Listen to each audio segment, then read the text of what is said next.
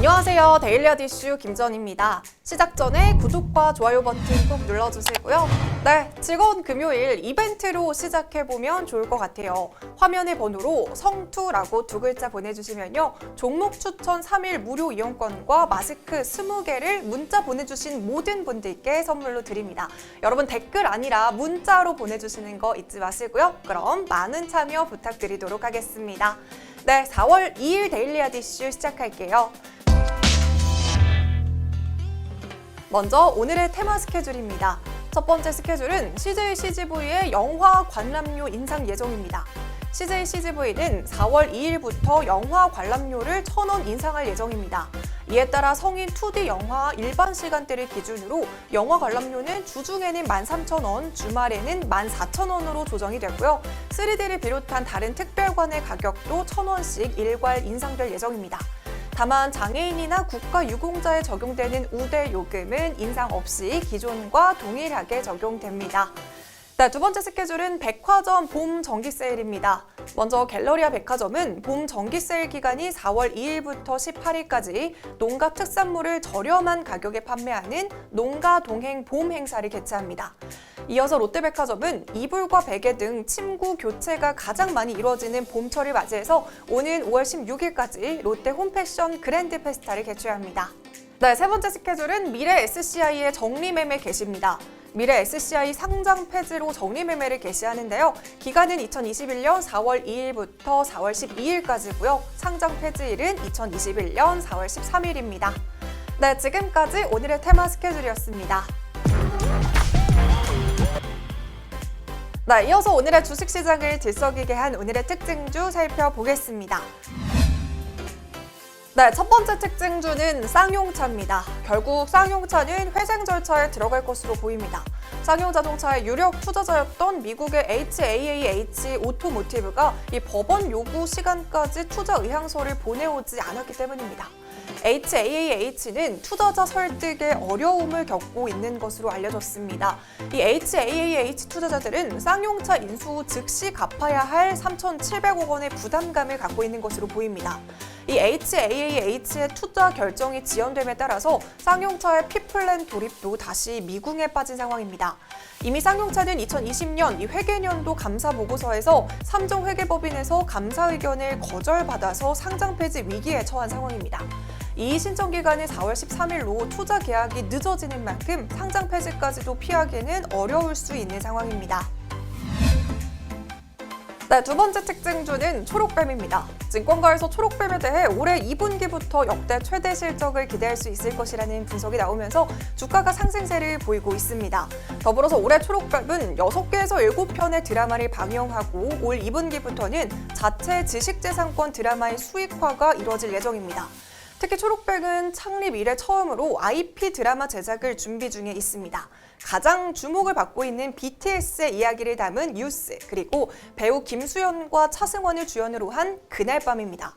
제작비는 각각 400억 원과 300억 원 수준이고요. 하반기 글로벌 OTT용 방영을 목표로 하고 있습니다. 더불어서 초록뱀은 방송 이외에도 외식과 임대 사업을 운영 중에 있습니다. 외식 사업은 세상의 모든 아침과 사대부집 곡간 등을 포함해서 연간 최소 기대 매출은 40억 원 수준입니다. 이렇게 드라마 제작 방영 기대감과 수익 모델 진화 관점에서 이 성장성이 크다고 평가를 받고 있습니다. 네, 세 번째 특징주는 IA입니다. 이 IA, 전장용 반도체와 모듈 전문 기업인데요. 3월 초부터 내림세를 보이다가 오늘 다시 반등하는 모습입니다. 바로 정부가 인공지능과 전기차 등에 들어가는 핵심 부품인 차세대 전력 반도체 육성을 본격화한다는 소식이 호재로 작용하고 있습니다. 정부는 제7차 혁신성장 빅3 추진회의를 열었는데요. 오는 2025년까지 글로벌 수준의 경쟁력을 확보하기 위해 상용화 제품 개발과 이 기반 기술 강화, 미래 제조 공정 확보 등을 본격적으로 지원한다고 밝혔습니다. 특히 차세대 전력 반도체 상용화를 위해서 적극 지원한다고 했습니다. 여기에 IA 자회사 트리노 테크놀로지는 실리콘 카바이드 전력 반도체 국산화 기술 개발에 성공하면서 외국산 제품 대비 3분의 1 수준의 원가를 절감시키기도 했습니다. 이렇게 정부의 차세대 전력 반도체 육성 소식에 자율주행차 테마 IA 함께 주목을 받고 있는 모습입니다. 네 번째 특징주는 LG전자입니다. LG전자가 결국 모바일 사업본부 매각을 중단하는 것으로 방향을 결정했습니다. 지난해 말까지 누적 영업 적자는 5조 원에 달하고 있습니다. 이 LG전자는 누적 적자가 불어남에 따라서 2019년 스마트폰의 국내 생산을 중단하고 베트남으로 공장을 이전한 바 있습니다. 하지만 적자 수준이 2019년 1조 원에서 2020년에는 8천억 원대로 줄어들고 있지만요. 스마트폰 판매량 자체가 해마다 줄어드는 추세입니다. 이에 따라 오는 5일 오전에 이사회를 열고 스마트폰 사업을 담당하는 MC 사업본부의 사업을 중단하겠다는 결정을 내릴 예정입니다. 스마트폰 매각 중단과 사업 철수가 확정이 되면 이 MC 사업본부 직원 3,700여 명에 대한 인력 재배치를 하고 해당 인력들을 미래 성장 동력으로 삼고 있는 전장 사업과 배터리 부분 쪽에 집중적으로 투입한다는 계획입니다. 즉, 스마트폰 생산에 투입됐던 대량 시스템과 유통망 관리 등 노하우를 살리겠다는 전략이죠. 하지만 LG전자 측에서는 철수 결정에 대해서 이사회가 통과되기 전까지는 공식적으로 밝히기 어렵다는 입장을 취하고 있는 만큼 추후 사항도 계속해서 전해드리도록 하겠습니다. 마지막 특징주는 현대차입니다. 현대차와 기아가 3월 미국에서 역대 최대 판매 신기록을 세웠습니다. 현대차 미국 판매법인은 홈페이지에 공개한 실적 자료를 통해 3월 판매량이 작년 같은 달과 비교해서 115% 증가한 75,403대를 기록했다고 밝혔습니다. 바로 일반 고객을 대상으로 한 소매 판매가 153% 늘어난 덕분입니다. 투싼과 아반떼 그리고 산타페 순으로 많이 팔렸고요. 특히 팰리세이드와 코나 그리고 GV80은 출시 이후 월을 기준으로 역대 가장 많이 팔렸습니다. 기아도 지난달 미국 시장에서 월간 최대 판매 실적을 올렸습니다. 이렇게 현대기아가 판매 신기록을 달성한 이유는 강력한 소비자 신뢰도와 안정적인 재고, 매력적인 차량 라인업, 소비자의 관심을 끄는 광고 등의 역할이 크다고 볼 수 있습니다. 비록 반도체 부족 문제라는 악재가 있었지만요. 이 악재가 아니었다면 판매량은 더 많이 늘어날 것으로 보입니다. 그럼 본격적으로 오늘의 핫 이슈 알아보겠습니다. 오늘의 핫 이슈는 8만 전자에 갇힌 삼성전자 실적 9조 넘본다입니다. 1분기 실적 발표 시즌이 다가오고 있습니다. 특히 오랜 기간 이 8만 전자에 갇힌 삼성전자의 실적이 다음 주로 예정이 되어 있는데요. 업계에서는 삼성전자가 생활가전 부분의 선전에 힘입어서 1분기 양호한 성적표를 받아들일 전망입니다. 특히 코로나19 장기화로 인한 집콕 수요 증가로 이 반사 이익을 늘리면서 어닝 서프라이즈를 기록할 것이라는 관측까지 나오고 있습니다. 최근 반도체 공급 문족 문제로 이 글로벌 기업들이 줄줄이 차질을 겪고 있는 가운데 소비자들의 보복 소비 심리로 스마트폰과 가전의 실적이 증가했다는 분석입니다.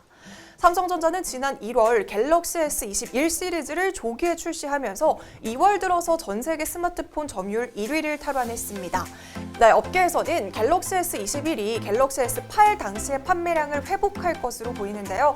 여기에 갤럭시 버즈 등 수익성이 높은 웨어러블 제품 매출도 늘면서 IM 부분의 실적이 크게 개선이 됐습니다. 이에 따라 증권사들이 전망하고 있는 삼성전자의 1분기 매출 영업이익 평균 전망치는 각각 60조 6,319억 원과 8조 7,458억 원으로 지난해 1분기와 비교했을 때 매출은 9.6%, 영업이익은 35.7% 늘어난 것으로 추정되고 있습니다. 심지어 실적은 9조 원대 그리고 10조 원까지도 예상하는 증권사도 있습니다. 이렇게 실적 어닝 서프라이즈가 예상되고 있는 가운데 삼성전자 내부에서는 2017년 반도체 슈퍼호황기 이후 이어졌던 반도체 솔링 현상에 대한 우려가 상당 부분 해소됐다는 평가도 나오고 있습니다. 반도체 슈퍼호황 당시에는 실적 대부분이 반도체에 의존한 반쪽 성장이었지만요. 이 반도체와 스마트폰, 가전 이렇게 세 개 사업부가 서로 보완하면서 전체의 실적을 이끌어가는 사업 포트폴리오가 효과를 낸 것으로 보입니다. 사실 삼성전자 주가는 1월 11일 9만 6천 원을 돌파하면서 고점을 찍은 이후 오랜 기간 동안 8만 원 선에서 등락을 반복하면서 지지부진한 모습을 보이고 있습니다. 그럼에도 증권가에서는 삼성전자의 주가 전망을 긍정적으로 보고 있는데요. 올 1분기 실적이 시장 기대치를 넘어설 것으로 전망이 되면서 여전히 목표 주가를 11만 원대로 유지하는 상황입니다. 1분기뿐만이 아니라 모바일 수요 강세로 이미 D램의 가파른 가격 상승이 진행 중인 상황인 만큼 2분기 이후에 낸드의 가격 반등도 기대되는 부분입니다. 2분기 성수기 진입 이후 메모리 가격 상승 그리고 출하 증가로 반도체 사업부 수익성은 지속 개선될 것으로 보입니다. 네, 오늘 제가 준비한 소식은 여기까지입니다. 앞서 언급했던 이벤트 참여 많이 해주시고요. 즐거운 주말 보내시고 다음 주 월요일에 다시 뵙도록 하겠습니다.